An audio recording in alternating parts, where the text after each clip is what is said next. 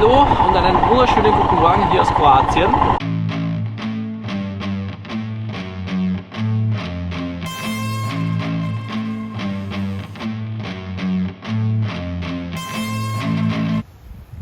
Einen wunderschönen guten Morgen. Zelt und Motorrad sind gepackt und heute geht es wieder los Richtung Österreich. Das Frühstück ist ja zur Abwechslung auch nicht schlecht, oder? So, ich habe mich noch schnell von meinen Buben verabschiedet und jetzt geht's mal los.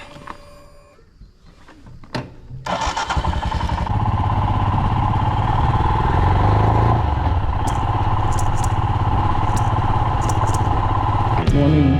Morning. Thanks. Bye. Bye.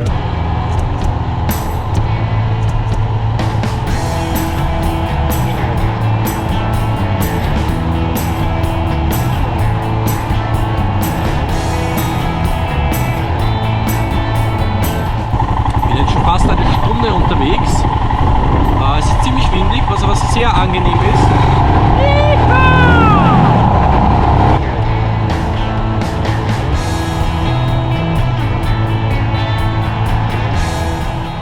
Ich folge einem kroatischen Biker entlang der Autobahn. Irgendwann trennen sich unsere Pfade und ich wähle den Weg in die Berge.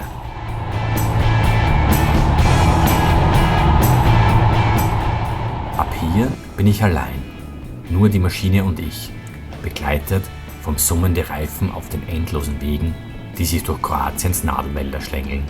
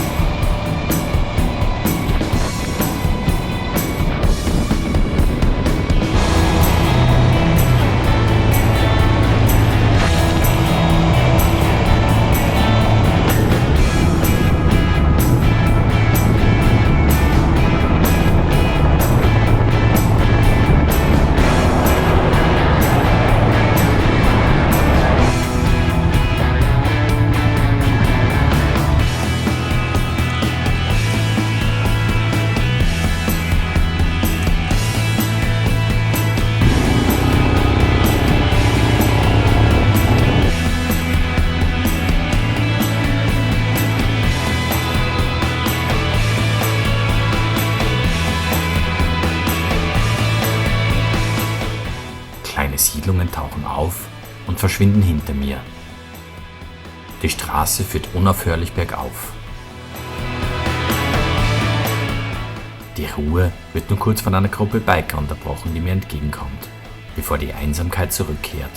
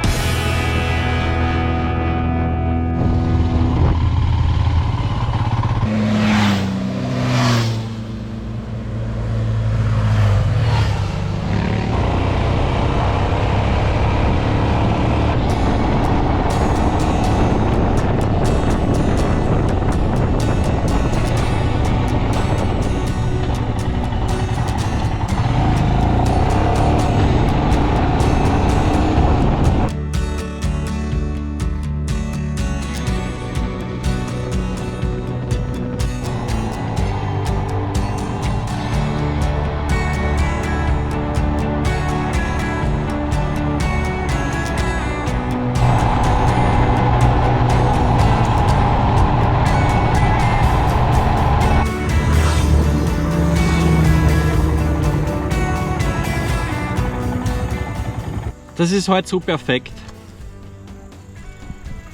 Temperatur passt. Es ist ein Wahnsinn. Die Strecken hier irgendwo in den Bergen. Ich bin jetzt noch in Kroatien. Ich habe gerade auf der Karte gesehen, es geht relativ bald Richtung Slowenien ein Stück und dann sogar durch Italien. Es sind hier so wirklich kleine Straßen, ziemlich schlechte Straßen, aber das ist ja für die Himalayan genau perfekt. Ober mir kreisen die Adler. Ja, einfach fantastisch. Das kann man sich nicht schöner vorstellen. Das ist ein Wahnsinn. Also ich bin total begeistert. Und wie immer, ja, einfach nichts los hier. Also auf der ganzen Strecke, auf den letzten 50 Kilometern sind mir circa 3-4 Autos entgegenkommen, eine Gruppe Motorradfahrer und das war's schon. So macht Motorradfahren einfach wirklich Spaß. Ich fahre weiter. Wir sehen uns später.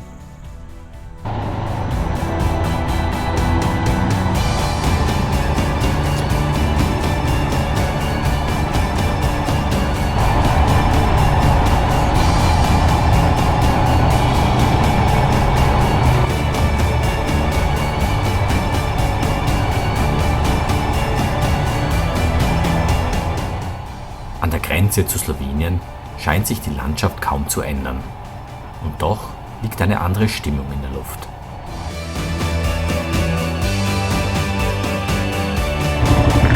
Oh, da ist gesperrt.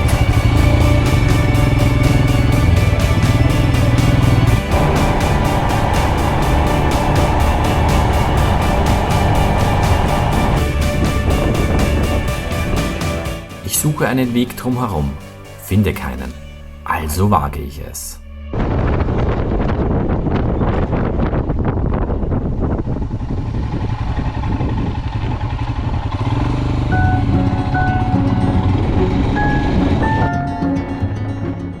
Der Pfad führt mitten in eine große Baustelle.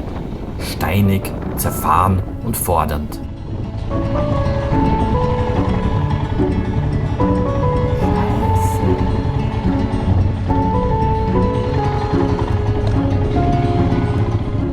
Es ist Wochenende, niemand arbeitet. Jeder Meter verlangt nach meiner vollen Konzentration.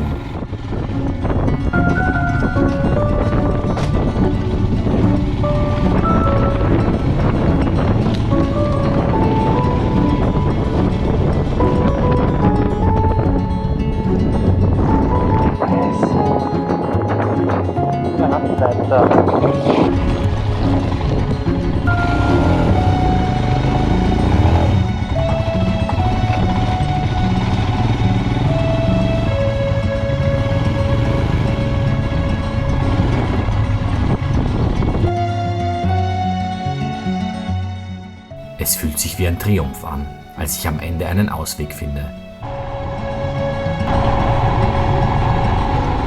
Nur noch getrennt von einem Bauzaun, an dem ich irgendwie vorbei muss.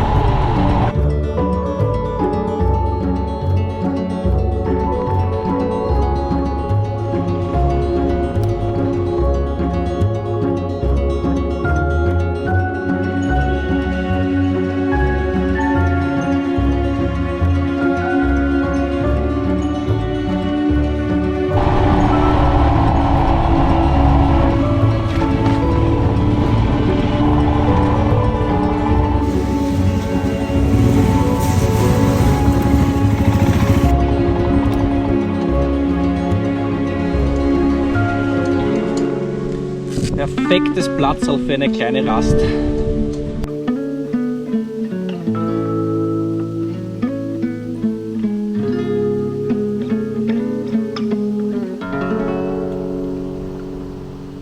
Ja, das war ja jetzt aufregend. Ich habe da einfach keine Alternative gesehen, außer auszuprobieren, ob ich über diese Baustelle irgendwie durchkomme. Die Alternativrouten wären gewesen, mindestens eine Stunde Umweg über Landstraßen, wo gerade alle Urlauber unterwegs sind, und das hat mich nicht sehr gereizt. Es hat funktioniert und es hat sich mega ausgezahlt. Ob das jetzt ganz legal gewesen ist, weiß ich nicht. Mich hat keiner erwischt. Also verratet mich nicht. Ja. Ich gönne mir jetzt mal mein mitgebrachtes Semmel vom Frühstück in Rovín. Kurze Pause, weil es ist jetzt ja um die Mittagszeit herum. Habe hier ein ganz nettes Platzl gefunden, umringt von Weinbergen. Einfach herrlich hier.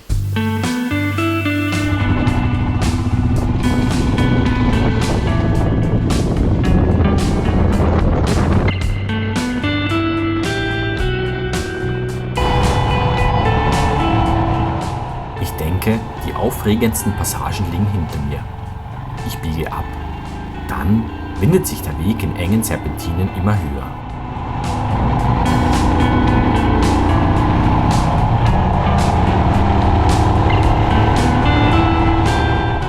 Smaragdfarbene Eidechsen sonnen sich auf dem Asphalt und huschen davon, wenn ich mich nähere.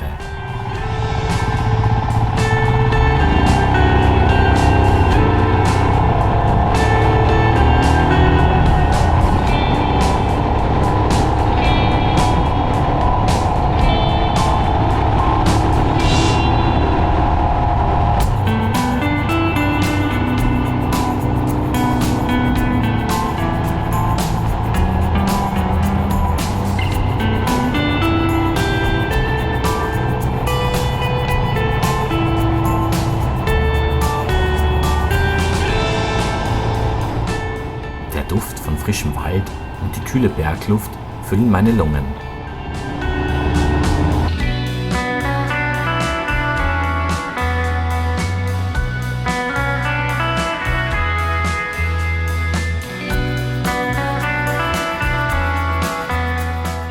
Felswände ragen auf und die Straße endet plötzlich, nur um in einen sanften Schotterweg überzugehen.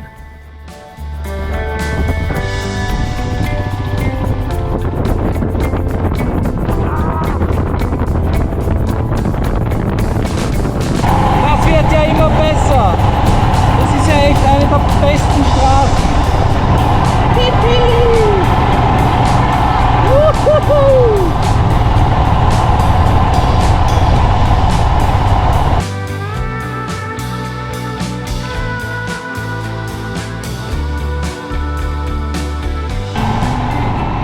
Ein Hochplateau öffnet sich. Grüne Wiesen, durchzogen von Blumen, die sich im Wind wiegen.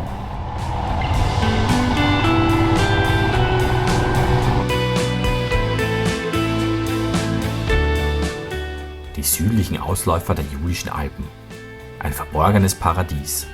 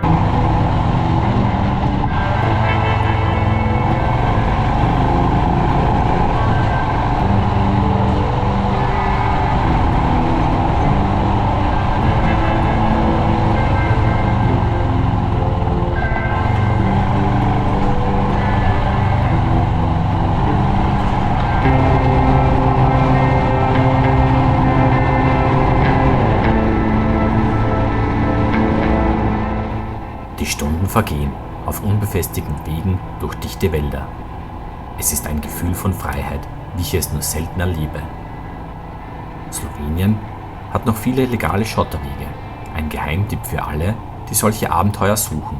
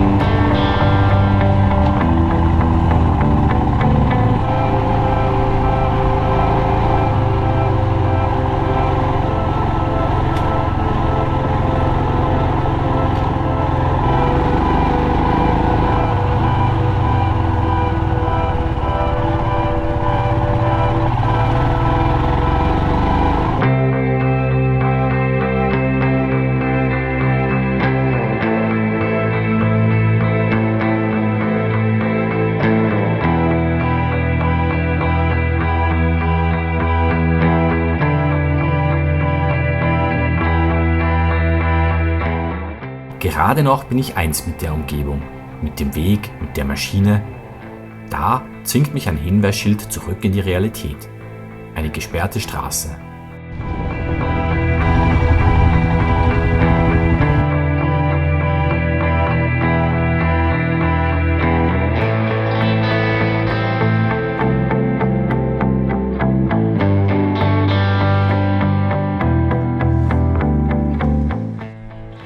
Jetzt haben wir das schon wieder. Was mache ich?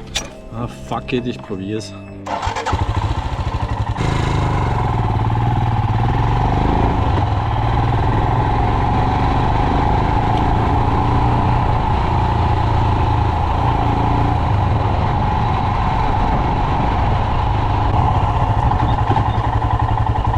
Hello.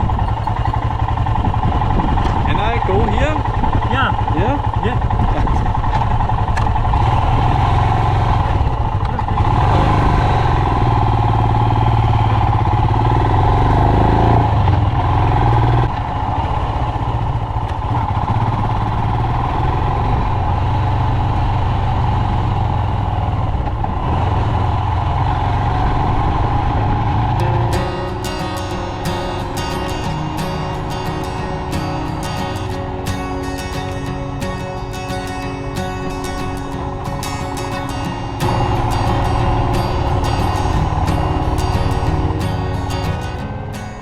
Ich bin hier nicht ganz illegal unterwegs. Der Umweg führt mich über Forststraßen, die wie gemalt wirken. Schmale Pfade, von Bäumen gesäumt, das Licht spielt in den Zweigen. Es ist ein Umweg, der sich lohnt.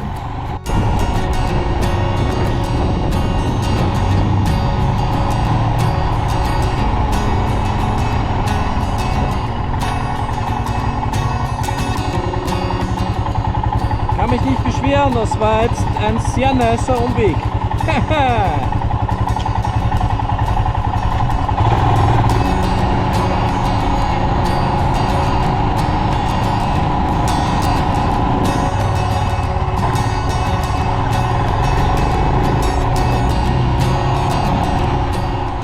Oft fahre ich nicht tausende Kilometer am Tag. Dafür verbringe ich viele Stunden im Sattel. Ich habe gelernt, dabei nicht auf meine Energiezufuhr zu vergessen. Einfach einen kleinen Snack unterwegs. Aber nicht nur ich brauche Energie. Auch meine Himalayan verlangt nach Benzin.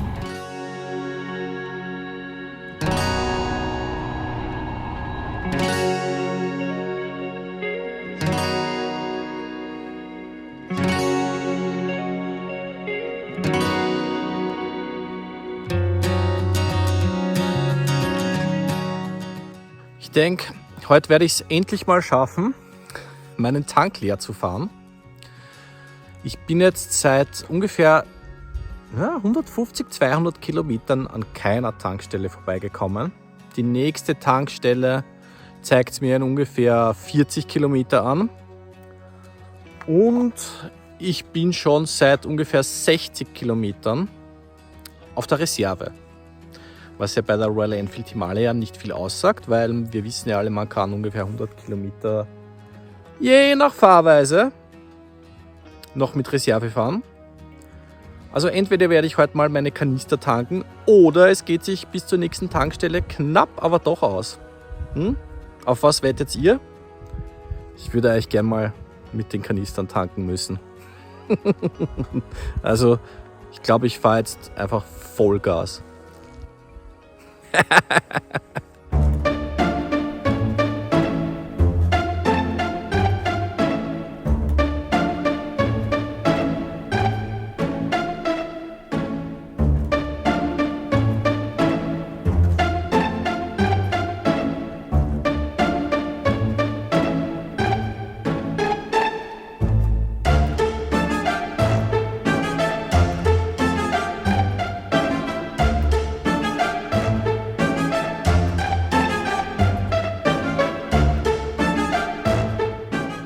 Die nächsten 40 Kilometer sind pure Freude.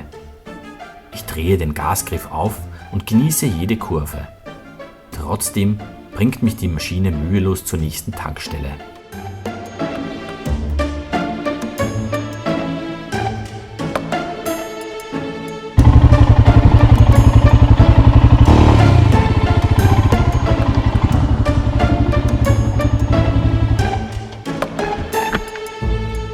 Ja, so viel dazu. 95 Kilometer auf der Reserve und ich fahre nach Imber.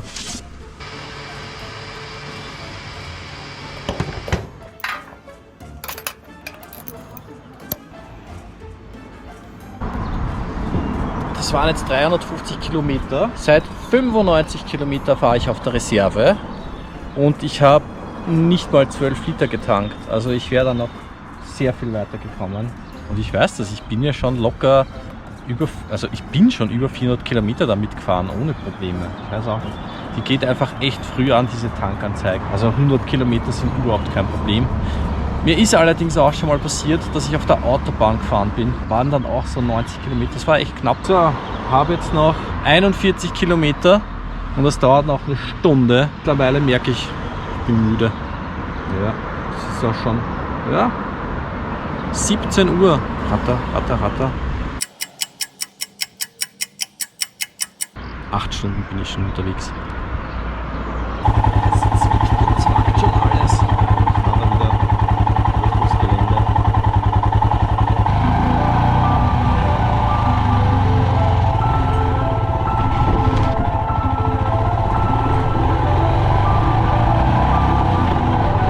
So hat man ein Adventure-Bike.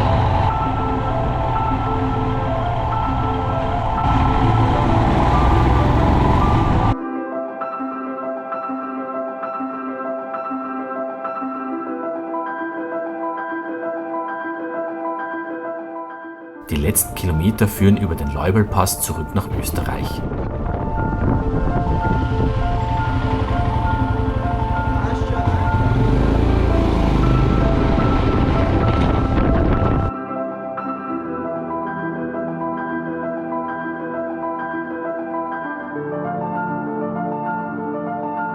Klagenfurt erwartet mich mit einem weichen Bett und einem warmen Abendessen.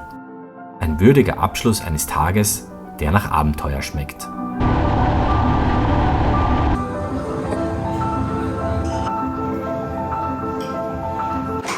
schöner Abschluss heute. Morgen geht's wieder nach Hause.